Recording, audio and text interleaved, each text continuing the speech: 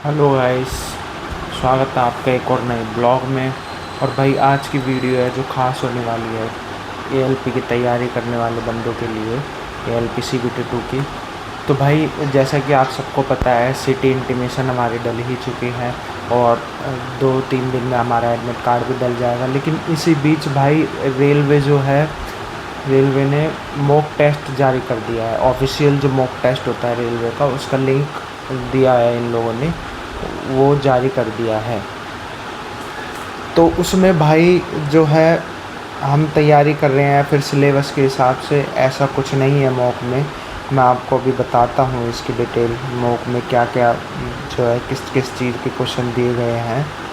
तो भाई इसमें जो ऑफिशियल मॉक जारी किया है उसमें भाई जीएस के हैं 40 क्वेश्चन, करंट अफेयर्स के भी इन्होंने क्वेश्चन ऐड किए हैं जो कि अब फ़िलहाल सिलेबस से हटा दिए गए हैं।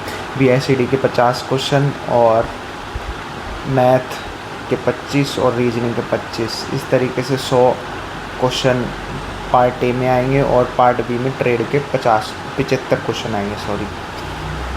तो भाई जैसा आपको पता है उस हिसाब से तैयारी करिएगा। और इन्होंने जो मॉक डाला है उसमें जीएस के जो दे रखे हैं ओरिजिनल पेपर, जो इनका है ऑफिशियल मॉक, उन्होंने इसमें दे रखे हैं जीएस जनरल साइंस के 40 क्वेश्चन और करंट अफेयर्स के दिए हैं इन्होंने 10 क्वेश्चन, साइंस के 8 क्वेश्चन दिए हैं जो कि हमारे बेसिक साइंस के 50 क्वेश्चन हैं, उनको हटा के साइंस के 8 क्वेश्चन दिए हैं और जीएस जनरल साइंस के इन्होंने 40 क्वेश्चन कर दिए हैं और करंट के 10 हैं ही।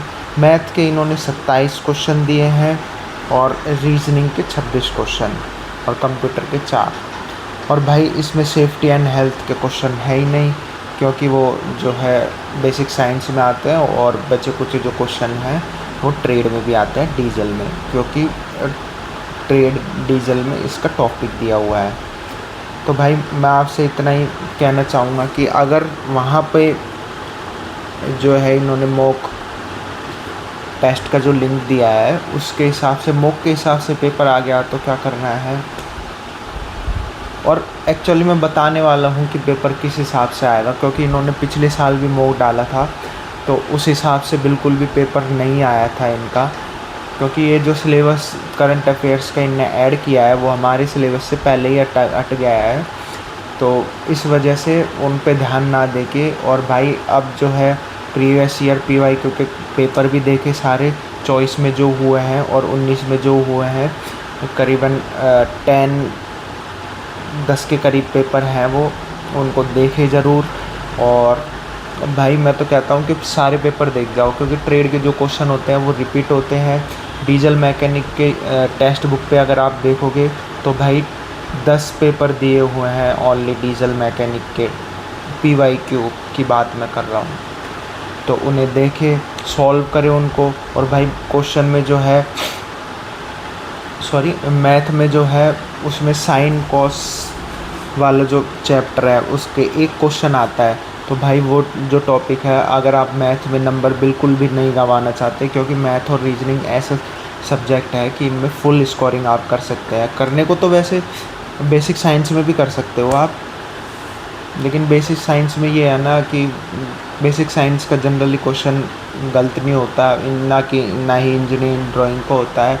कंप्यूटर के जो 4-5 क्वेश्चन होते हैं वो ज़रूर पता नहीं कहाँ से पूछ सकता है, इसका कोई आइडिया हमें होता नहीं है।